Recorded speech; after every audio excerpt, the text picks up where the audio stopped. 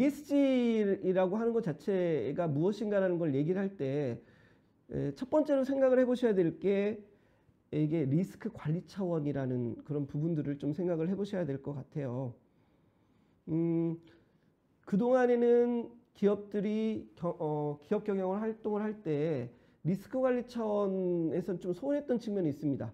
돈만 일단 잘 벌면 어떤 위법한 행동이라도 할 수 있지 않을까라는 그런 다소의 조금 걸리지만 않으면 뭐 어때 뭐 이런 측면이 있었을지 모르겠지만 이제 앞으로 투자자들이 그런 부분들을 지켜보고 있기 때문에 사실은 리스크 관리 차원에서 아주 중요하다라고 볼 수 있습니다.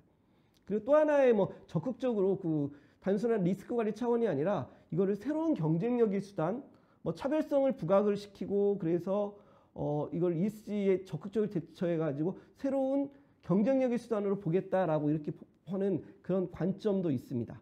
ESG를 얘기할 때 리스크 관리 차원도 있고 새로운 경쟁력 관리 차원이라고 그런 점도 있다라고 얘기를 했는데 사실은 리스크 관리 차원에서 넘어서 새로운 경쟁력의 수단이 될 수 있다라고 얘기하는 게 여러 군데에서 얘기들이 나옵니다.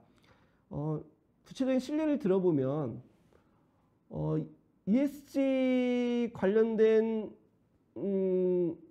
설명을 할 때 글로벌 공급망이라는 얘기를 많이 하거든요. 사실 미국이나 중국 간에도 여러 가지 무역 전쟁이라든지 뭐 그런 무역 장벽이라든지 뭐 이런 부분들이 많이 얘기가 되잖아요. 국가에서 어떤 그 수출 관련된 그런 제한을 가한다고 하면 이건 위법한 거게 될 거예요. 위법한 게 될 거예요. 하지만 기업 차원에서 이거 민간 차원에서 어떤 ESG 관련된 이슈를 얘기하고 그거에 대해 지키지 않은 기업들에 대해서 거래하는 거를 끊는다라고 하게 된다라고 하면 이거는 사실 무역 장벽이라든지 뭐 그런 부분들에 해당되지 않거든요. ESG 이 경영에 대해서 얘기를 할 때 그런 어찌 보면 무역 장벽 수단으로 ESG 선진국들이 중국을 견제할 수 있다라는 그런 얘기들도 많이 나옵니다. 여기서 보시면 만약에 중국이나 그런 데서 ESG 관리 차원에서 지켜야 될 여러 가지 가이드라인을 잘 준수하지 않는다고 그러면 사실 거래 교역국을 바꿀 거예요. 그 중에 가장 큰 대안 중에 하나가 우리나라가 될 수 있다라는 그런 차원에서 만약에 우리나라가 ESG 관련 차원에서 선제적으로 잘 대응을 한다라고 그러면 기존에 중국과 거래했던 내용들을 우리나라와의 거래를 계속 지속적인 거래를 할 수 있는 그런 수단이 될 수도 있지 않을까 이런 얘기들이 많이 되고 있습니다. ESG 관련된 대비를 하실 때 이런 좀 주의하셔야 될 게 있어요. ESG 관련된 투자 시기나 투자 시점도 매우 중요하다는 얘기를 하거든요. 사실 ESG 경영이라고 하는 것 자체가 많은 비용이 들거든요.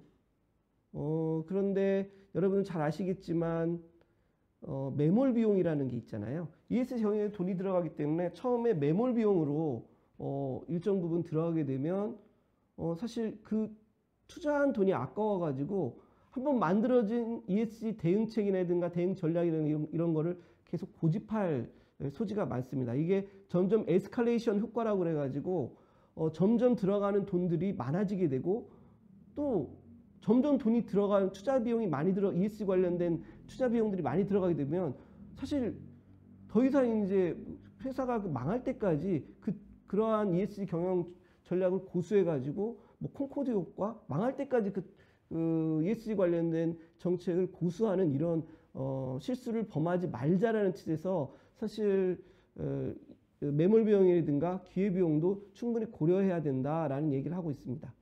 아까 잠깐 말씀드렸지만 ESG 경영을 얘기할 때 글로벌 공급망 관점이라는 에서 되게 중요한 의미가 있다라고 얘기를 했잖아요. 우리나라도 이 글로벌 공급망 차원에서 피할 수 없는 것이 ESG 경영이라고 보시면 될 것 같아요. 이따가도 설명을 하겠지만 단순히 이 글로벌 공급망이라는 차원이기 때문에 우리나라 국내의 문제도 아니고 또 제품을 생산해서 판매하는 그 문제가 그 단계뿐만이 아니라 원료 조달부터 생산, 판매, 폐기물 처분까지 전 비즈니스 전체 가치 사슬을 차원에서 관리를 해야 된다는 말씀 드리고 싶습니다. 그리고 ESG 경영이라고 하는 것 자체가 글로벌 공급망 차원의 문제라고 했는데 단순히 ESG 경영을 합시다라는 그런 게 아니고 이게 되게 무서운 얘기들이에요. 어떤 투자자들이 어떤 기업에 투자를 하고 그 기업들의 ESG 경영을 할 것을 요구를 하는데 이게 했는지 실제로 하고 있는지 안 하고 있는지를 살펴볼 수 있는 방법이 그동안에는 상당히 부족했거든요. 미국, 영국, 프랑스, 호주, 독일, 유럽 등 ESG 경영 선진국에서는 이거를 정부에서 입법화를 해가지고 살펴볼 수 있도록 이렇게 해주고 있다는 점이 어찌 보면 되게 무서운 얘기일 수 있습니다. 하지만 우리나라 같은 경우는 지금 얼마 전에 중대재해기업 처벌법이 통과가 됐는데 이것도 사실은 여러 가지 우연곡절이 있어서 통과가 됐잖아요. 아직은 우리나라에서는 ESG 관련된 공급망 관리 차원에서 그 기업들을 투자자들이 기업들이 ESG 경영을 하고 있는지 살펴볼 수 있는 그런 법적인 제도는 만들어지지 않고 있어요. 그렇다고 해서 우리나라 법에서 그런 부분들이 만들어지지 않고 있거나 아니면 경우에 따라서는 투자자들이 ESG 경영을 하고 있는지 그 하청업체들이 살펴보겠다고 하면 이건 사실은 위법 행위일 수도 있거든요. 우리는 국내법적으로 위법하다고 하더라도 예를 들어서 미국이나 영국이나 외국 그 ESG 경영 선진국에서 공급망 관리 차원에서 그런 걸 한번 살펴보겠다고 요구를 했었을 때 우리나라가 거부를 할 수 있을까요? 사실 이런 부분이 되게 무섭다라는 얘기를 저는 지금 하고 있는 겁니다. 여기서 글로벌 공급망이라는 차원의 문제이기 때문에 국내에서 이게 다소 위법하다고 해서 이 부분에 따르지 않을 수가 없는 상황이라는 점 좀 말씀드리고 싶습니다. 대기업 공급망 관리 차원이라는 게 무슨 얘기인지를 이 도표를 통해서 한번 살펴볼게요. 예전에는 이 도표의 그 중간 점선 부분 있지 않습니까? 물건이 들어와서 판매하는 이 점선 부분 영역만 기업들이 책임졌으면 됐거든요. 이제 앞으로는 그게 아니고 재료 생산, 원자재, 공급자, 그리고 제품을 만들어낸 이후 유통, 판매, 분배, 그 다음에 나중에 회수하는 모든 전 과정까지 관리를 해야 된다는 얘기입니다. 대기업들은 전 공급망에 걸쳐서 ESG 관리가 지금 필요한 상황이고요. 이에 따라서 협력사들에게도 ESG 관리에 동참을 요구하고 있습니다. 그리고 더 나아가서 이런 그 ESG 요소를 기준으로 해서 여러 가지 요구를 하게 될 텐데 그러한 요구사항을 준수하지 않을 경우에 협력사에서 어쩌면 탈락시키는 그런 일까지 발생을 하게 될 거라는 점이 사실 되게 이러한 점을 충분히 인식을 하고 있어야 된다는 의미입니다. 계속 반복되는 얘기지만 사실 중소벤처기업들이나 사회적 경제 조직들에게는 ESG 경영이라고 하는 것 자체는 투자자 관점보다는 오히려 공급망 관점에서 더 의미가 있다고 봅니다. 물론 요즘은 예전에는 ESG 경영이라는 게 이렇게 본격화되기 전에는 사회적 기업들이 투자를 받기 상당히 어려웠었던 건 맞습니다. 하지만 ESG 경영이 이렇게 부각되면서부터 장기적 이익을 위해서 ESG 관점에 단기적 이익을 조금 다소 희생시키더라도 장기적 관점의 투자가 이렇게 활성화됨에 따라서 사회적 기업한테도 기회가 오고 있는 건 사실입니다. 지금 여기에 나와 있는 도표는 상공회의소에서 중소기업 ESG 추진 전략 보고서에 나왔던 내용인데 제가 오래전에부터 얘기해왔던 대기업의 중소기업 협력사에 미치는 영향, 중소수출기업에 미치는 영향이라고 해서 제가 오래전부터 얘기했던 공급망 관리 차원에서 ESG 경영이 되게 중요하다라는 그런 얘기들을 또 여기 추진 전략 보고서에도 실려 있어서 한번 소개하는 차원에서 PPT를 만들어 봤습니다. ESG란 무엇인가 관련돼서 창업과 관련돼서도 ESG 관련된 이슈들이 있습니다. 유니콘 기업, 그리고 얼룩말 기업이라는 그런 용어가 있는데 사실 이거는 제가 외국 사이트 지브라 유나이티드라고 해가지고 그 사이트를 한번 들어가 봤어요. 여러분들 그 화면에서 나와 보시는 것처럼 유니콘 기업이라는 게 있습니다. 유니콘 기업이라고 하는 것은 기업 가치가 1조 2천억 원 이상인 비상장 기업을 얘기를 하는데요. 지금 좌측에 보시는 것처럼 화면에 보시는 것처럼 그런 기업들이라고 얘기를 하고 있고요. 또 지브라 유나이티드에서 보면 지브라라고 하는 거는 얼룩말이잖아요. 이 화면에서 보시는 것처럼 일상생활 속에서 사회적 목적도 추구하면서 경제적 목적도 추구하는, 그리고 지역을 기반으로 하는 그런 기업들을 지브라라는 그 표현을 쓰는 것 같아요.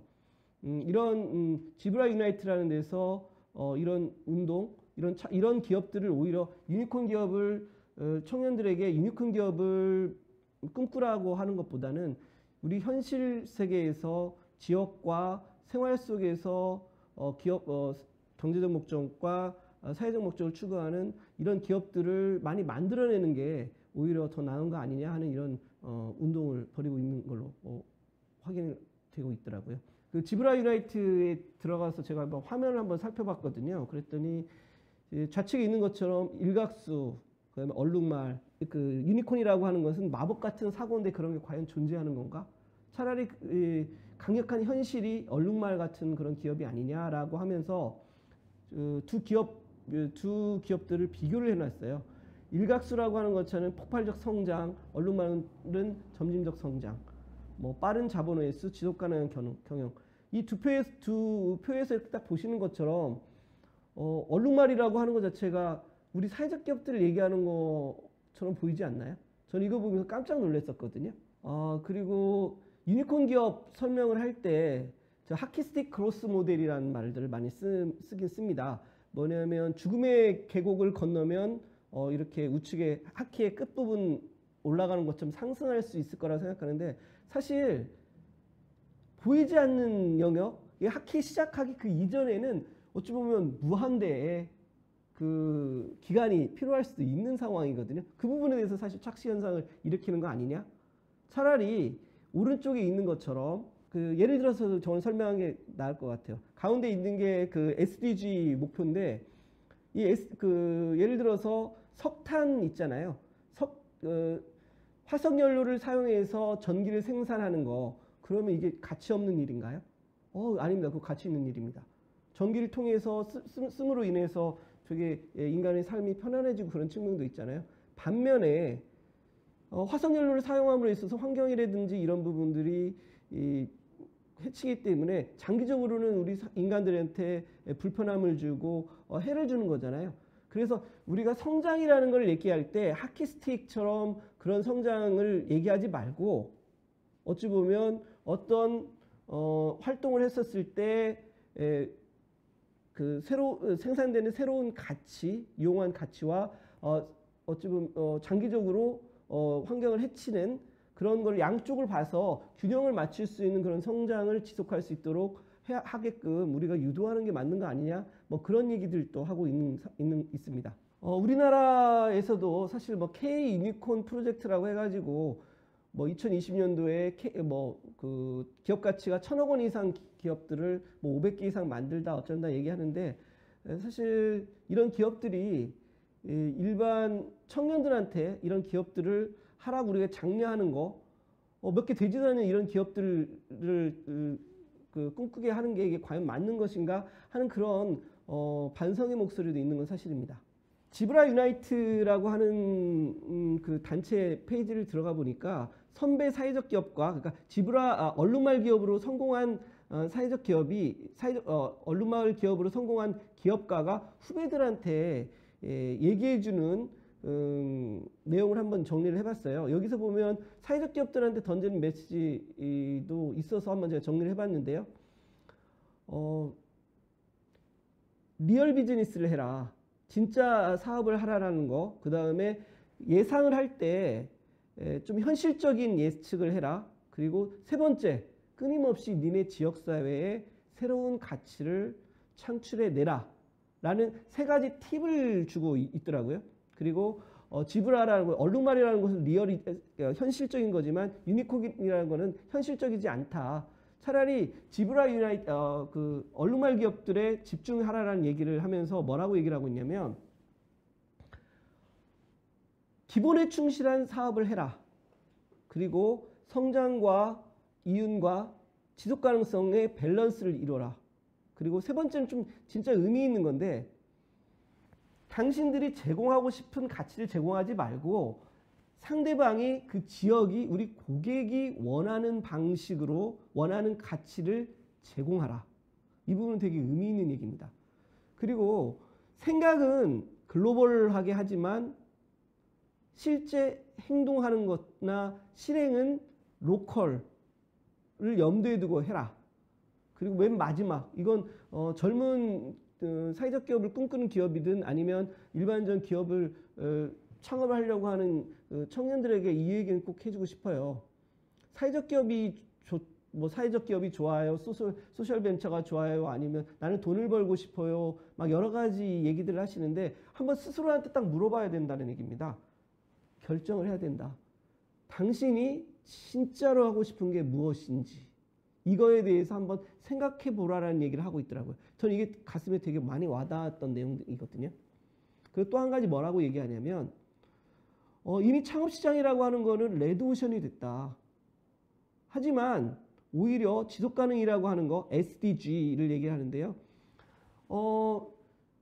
지속가능성, 그 다음에 지구를 살리는 그런 SDG 그 지표들을 염두에 두고 사업의 목표를 설정을 하고 팀을 짜고 어떤 활동을 하고 모니터링을 하고 명성을 쌓으면 오히려 이것이 레드오션 시장의 차별성으로 차별화 전략으로 통해서 성공할 수 있다. 단순히 ESG를 접근을 할 때 ESG뿐만 아니라 SDG를 접근을 할 때 그냥 무슨 그 스토리텔링이나 그런 부분이 아니고 이 자체가 차별화 전략일 수가 있다라는 그런 얘기를 하고 있어서 한번 여러분들의 소개를 해주고 있습니다. 그 ESG 관련돼서 ESG가 무엇인가를 설명할 때 대기업의 속성 변화 요구하는 측면이 있다는 말씀 얘기들을 많이 하는데요. 지금 화면에서 보시는 것처럼 좌측에 있는 그러니까 밀림의 세계 왕자 그 호랑이 있잖아요. 양강식의 기업들, 그 주인 기업들을 작은 기업들이나 모든 것을 다 잡아먹어도 그런 그 양강식의 세계에 있는 그런 호랑이가 이제 앞으로는 아까 얘기했던 것처럼 지브라일라이트에서 얘기하는 얼룩말 있잖아요. 얼룩말처럼 그 습성을 변하는 건 그런 것이 ESG라고 볼 수 있는 건 아닌가? 그런 얘기들을 좀 생각을 해봤어요. 그래서 제가 이걸 이름을 지브라 플러스 타이거에서 제타이거, 지타이거, 얼룩호랭이 뭐 이런 이름을 한번 붙여보고 있는데 좀 또 올해가 또 흑호랑이 했잖아요. 그래서 조금 이런 재미있는 예시를 들어서 한번 좀 설명을 해보고 있습니다. 네. ESG란 무엇인가를 설명할 때 예상되는 문제점에 대해서 한번 살펴볼 수가 있을 것 같아요. 대표적으로 얘기되는 게 그린워싱이라고 하죠. 저는 예전에는 이걸 MSG 막 그런 농담을 썼는데 요즘 또 어떤 분은 MSG라는 용어를 쓰기도 하더라고요. 또 두 번째로 ESG 갑질이라는 용어도 제가 한번 써봤었는데 뭐냐면 아까도 설명드린 것처럼 이 공급망 차원에서 관리를 하게 되는데 대기업이나 아니면 대기업에서 책임져야 될 ESG 관련된 이슈들을 하청업체들한테 넘기는 뭐 그런 ESG 갑질이 발생할 수 있는 건 아닌가? 그런 얘기들이 있고요. 또 ESG라고 하는 것 자체는 지속가능 보고서라든가 그런 부분들이 사실은 셀프 리포팅이라고 해서 스스로 보고 자기 보고 방식이거든요. 그래서 이 부분이 자기 자랑, 그러니까 속된 말로 자기 자랑을 하는 걸 어떻게 믿을 수 있어? 라는 그런 측면에서 어떤 공개된 정보의 신뢰성에 대한 그런 문제점이 있습니다. 또 하나는 초기도 잠깐 제가 언급을 드렸었는데 그 평가와 측정의 결과가 불일치한다는 점들을 많이 얘기들을 하세요. 같은 기업에 대해서 여러 가지 서로 다른 평가 도구로 측정을 했었을 때 우수기업이 어떤 평가 도구를 썼을 때 우수기업이 다른 평가 도구로 측정을 해보니까 우수하지 않은 기업으로 나오는 경우들 이런 부분 모순이 아닌가 뭐 이런 문제점들이 예상이 되고 있긴 한데 사실은 네 번째 평가 측정 결과의 불일치에 대해서는 이런 얘기들이 있습니다. 그게 뭐가 문제냐? 지금 사실 ESG 관련된 평가 도구들이 600여 개가 넘는다고 하거든요. 600여 개들이 넘고 보려고 하는 그 지표들이 일치하지 않아요. 근데 그 부분에 대해서 투자자들한테 왜 우리 평가 결과나 측정 결과에 불일치합니까? 라고 얘기를 했었을 때 투자자 입장에서는 이게 너무 당연한 거라고 생각을 하는 거예요. 여러 가지 ESG 이슈 중 투자자들이 주로 관심을 가지는 ESG 차원에서 ESG 요소들이 있을 거고요. 그것들을 잘 측정해낸 평가 도구들을 통해서 측정을 하기 때문에 평가 결과가 다 다른 게 맞는 거 아니냐? 당연한 거라고 이렇게 생각을 하는 견해들도 있습니다. 또 ESG라는 이슈 자체가 사실은 투자자들의 선택을 돕기 위한 그런 거기 때문에 어찌 보면 평가와 측정 결과의 불일치가 이상한 게 아닐 거라 이렇게 생각합니다. 그리고 또 한 가지 이거는 ESG 경영을 추구하는 기업들에 대해서 착한 기업이라는 용어들 많이 쓰시는데 이런 부분들 쓰지 않으시는 게 오히려 유리합니다. 왜냐하면 그린워싱이라고 하는 것 자체는 우리가 그린워싱이라는 거는 단순히 비난을 받는 게 아니고요. 투자나 이런 부분들이 못 받을 수 있는 것이기도 하지만 법적인 책임까지 묻게 되는 어찌 보면 소송에 휘말릴 수 있는 그런 요소들이 사실 큽니다. 우리나라 지금 대기업들의 ESG 경영 파트너들이 대부분 글로벌 로펌들이거든요. 그런 이유가 컨설팅사가 아니라 글로벌 로펌들을 주로 그 ESG 경영의 그 컨설팅 받는 파트너로 삼는 이유는 사실은 이 그린워싱에 따른 법적인 문제를 고려한 그런 부분도 커요. 단순히 그린워싱하는 그 자체가 문제가 아니고 이거 법적인 책임도 져야 된다는 거. 그래서 우리가 사회적 기업에서 얘기했을 때 뭐 착한 소비, 착한 경제 막 이런 얘기들을 많이 하시는데 사실 리스크 차원에서 별로 좋은 거는 아니라고 생각을 합니다. 이건 제가 예전부터 말씀드렸던 건데 사회적 기업은 사회 문제를 해결하는 기업 뭐 이런 식으로 접근을 해야 되는 거지 자꾸 착하다라는 그런 추상적인 얘기를 하게 되면 일반 기업들 입장에서는 그냥 넘어갈 수 있었던 조그만한 실수도 착하다면서 왜 이래? 해가지고 사실은 리스크 평판관리 차원에서 되게 위험한 그런 측면이 있다는 말씀 드리겠습니다. 그린워싱이라는 거는 뭐 그림에서도 보시는 것처럼 까만 그 매연이 까만 오염 물질이 나오는 굴뚝에다가 페인트, 그린색의 페인트를 칠하는 뭐 그런 거라고 보시면 됩니다. 사실 그린워싱이라는 용어를 제일 처음에 쓴 거는 1980년대 미국의 환경운동가가 쓴 건데요. 호텔에 들어갔는데 여러분 호텔에 들어갔으면 뭐 지구를 살리기 위해서 타월 사용을 뭐 자제를 해주십시오. 아니면 일회용품은 비치를 안 합니다라는 거 요즘 우리나라도 많이 하고 있잖아요. 근데 이 미국 환경운동가가 호텔에 가서 딱 봤더니 타월이나 일회용품은 비치를 안 하고 있는데 거기서 사용하고 있는 모든 제품들은 사실은 일회용품으로 모든 게 다 소위 말해서 도배질이 돼 있는 뭐 이런 상황을 보고 그린워싱을 얘기했다라고 합니다. 그린워싱은 단순히 도덕적인 책임만 지는 게 아니라 법적인 책임을 수반하기 때문에 신중하게 신중하게 생각을 해야 된다는 말씀을 드리겠습니다.